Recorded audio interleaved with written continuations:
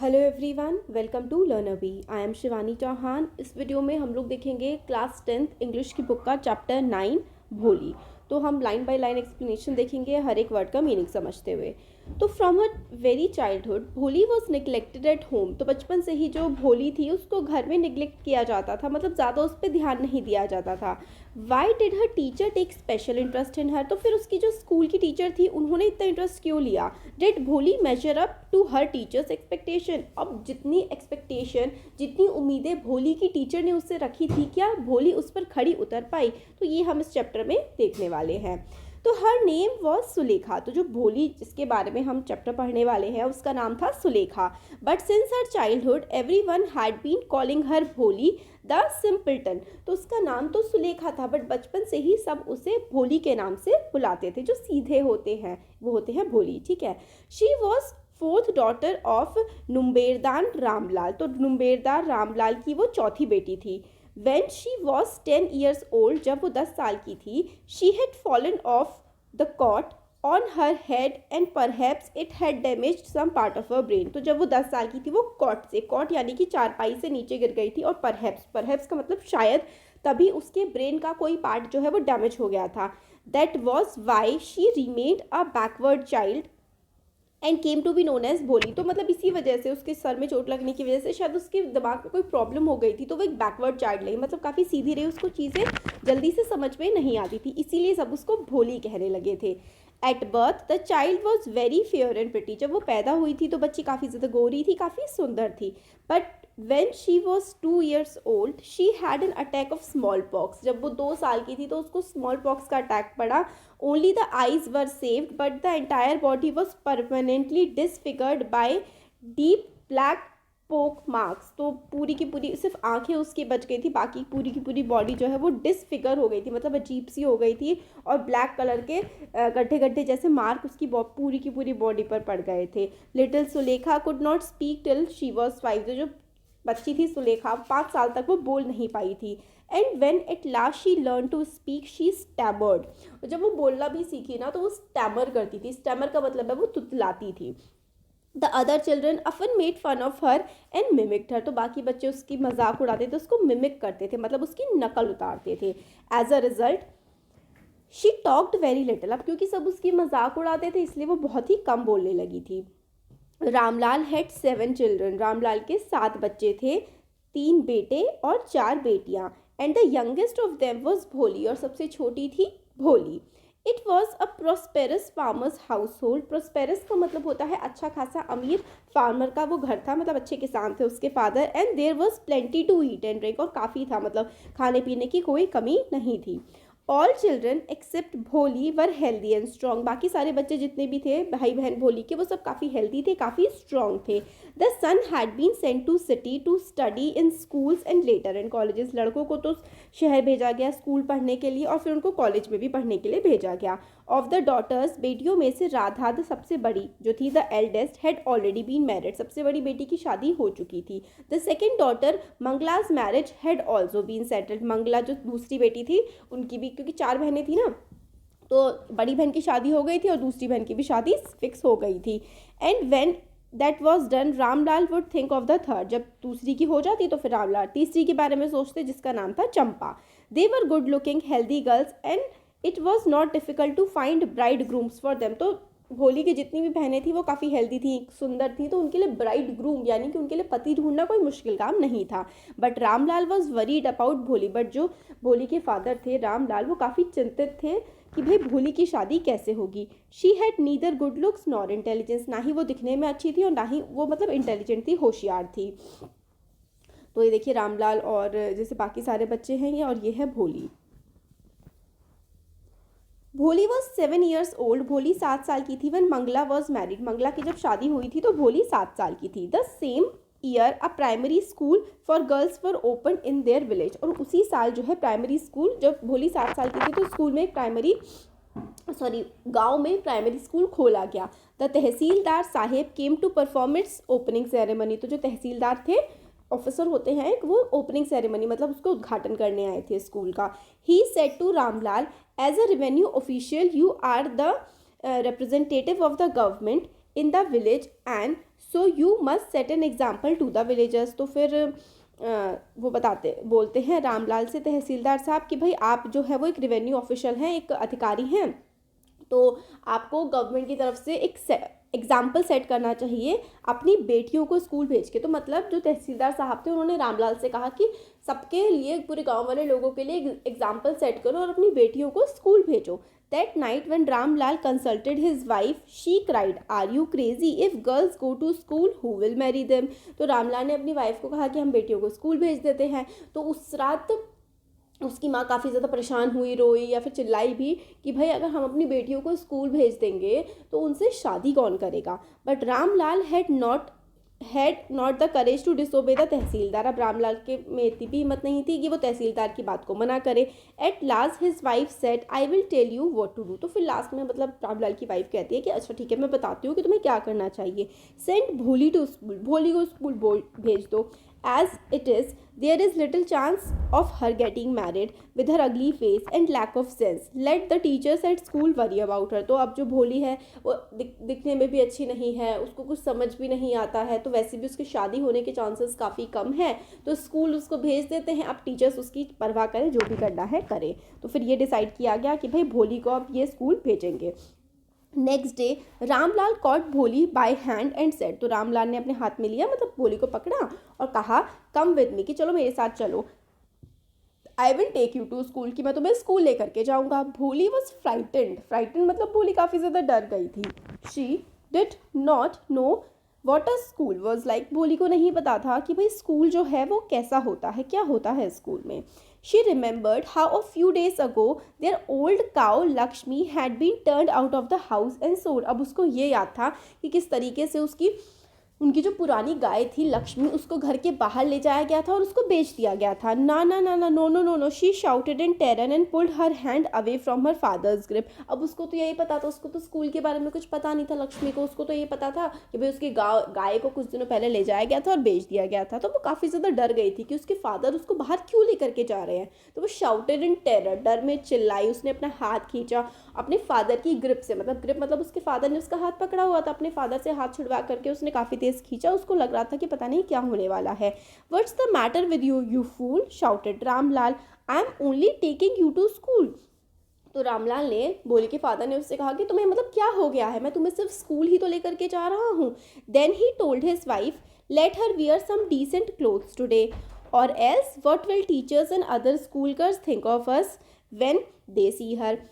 तो रामलाल ने अपनी वाइफ से कहा कि इसको थोड़े अच्छे से कपड़े पहना दो, क्योंकि अगर हम इसको ऐसे ही ले जाएंगे तो स्कूल के टीचर और बाकी बच्चे हमारे बारे में क्या सोचेंगे कि ये अपनी बेटी को कैसे कपड़े पहनाते हैं। New clothes had been made for Bholi, the old dresses of her sisters were passed on to her. तो नए कपड़े बनाए गए। इनफैक्ट क्या किया गया, जो पुराने उसकी बहनों के कपड़े थे ना, बस वही कपड़े भोली को दे दिए गए। No one care to mend और वॉश हर क्लोथ्स। किसी को भी चिंता नहीं थी कि भाई उसके क्लोथ्स को, उनके कपड़े को ठीक कर दे भोली के लिए, जो मतलब पुराने कपड़े ही जो उसकी बहनों के भोली को दे रहे हैं, उनको ठीक कर दे, मेंड कर दे, मेंड का मतलब ठीक कर दे, या फिर उनको वॉश कर दे, किसी को परवाह नहीं थी।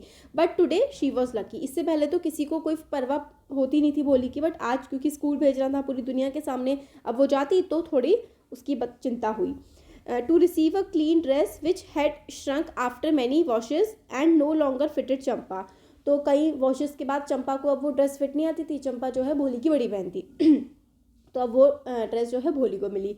She was even bath and oil was rubbed into her dry and matted hair. तो उसको नहलाया भी गया भोली को और उसके बालों में तेल भी लगाया गया।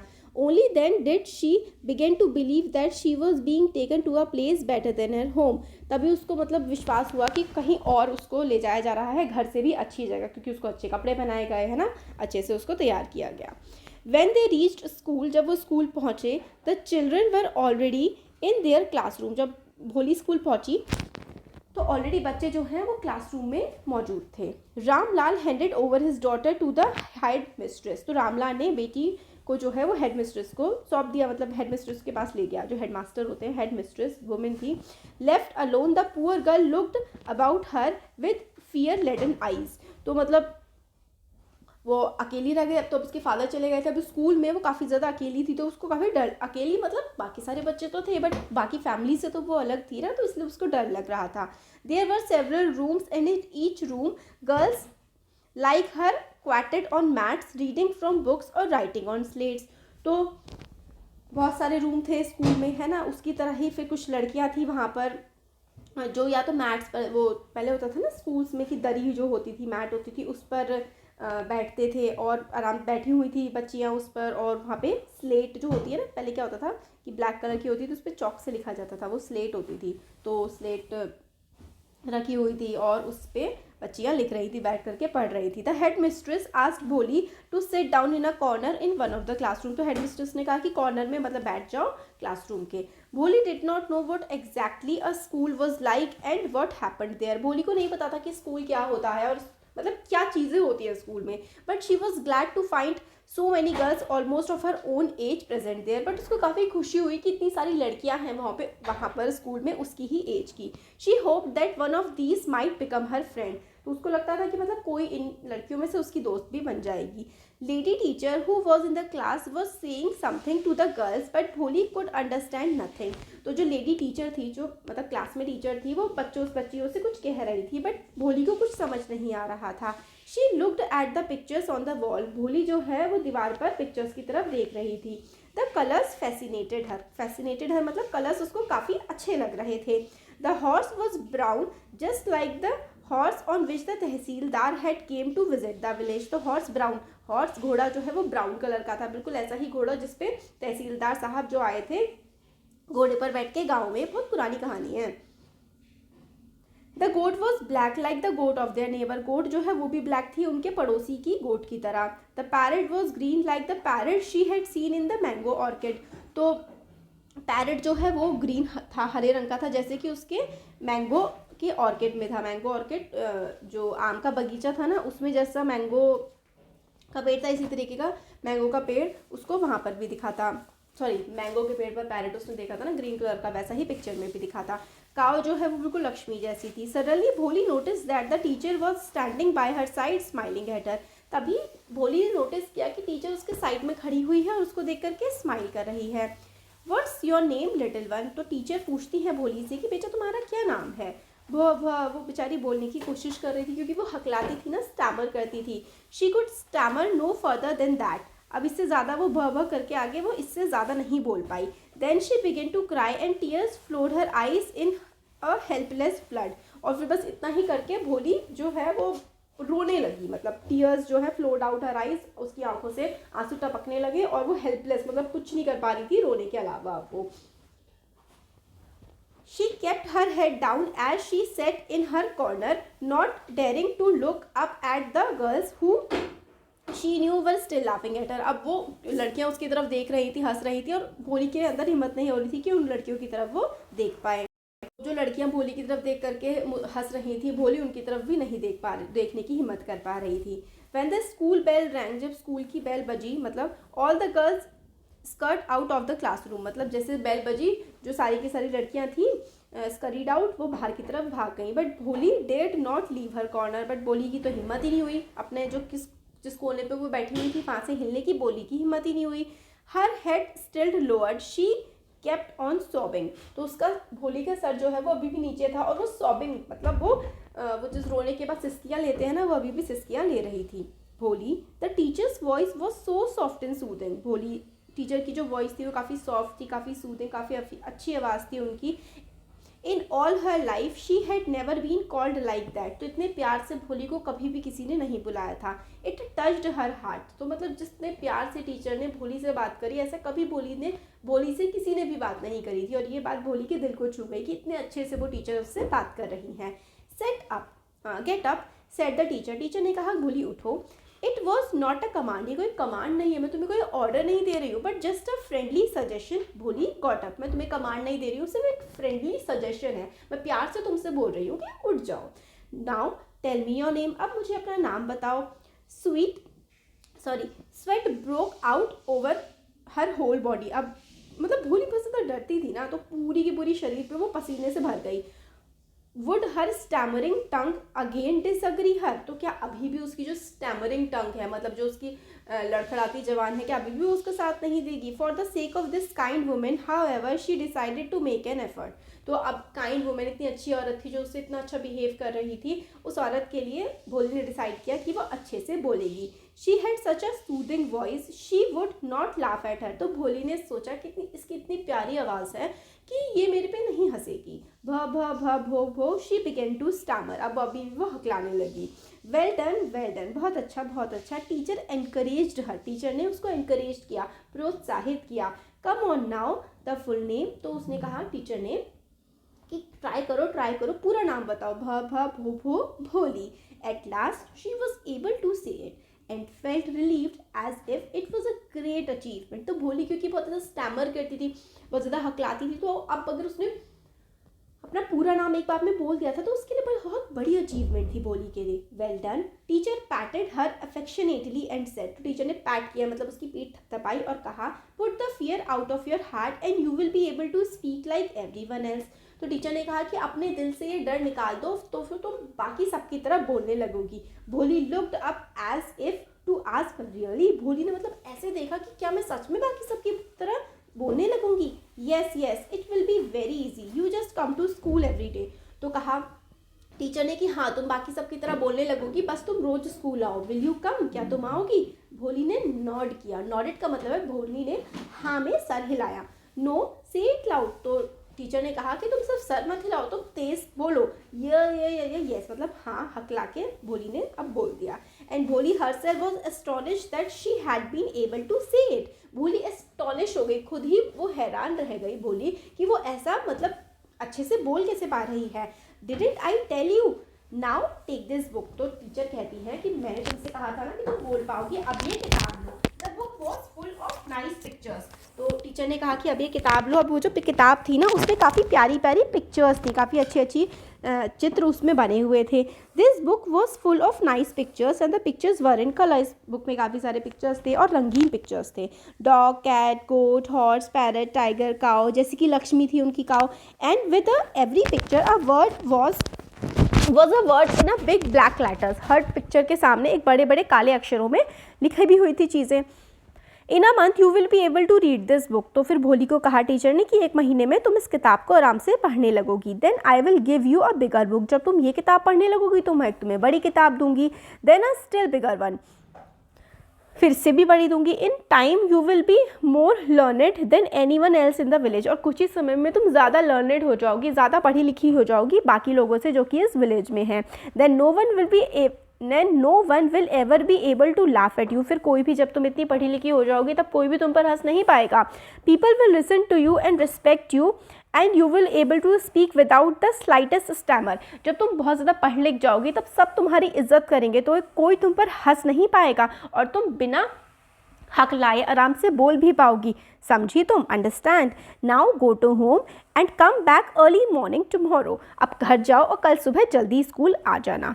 भोली felt as if suddenly all the bells in the village temple were ringing and the trees in front of the school house has blossomed into big red flowers. तो भोली को ऐसा लग रहा था कि सारे के सारे स्कूल की आसपास के मंदिरों की घंटियां बजने लगी हैं और जो आसपास के जो आसपास के जो पेड़ हैं उस पर लाल रंग के प्यारे प्यारे फूल खिल गए हैं, ऐसा भोली को फील हो रहा था।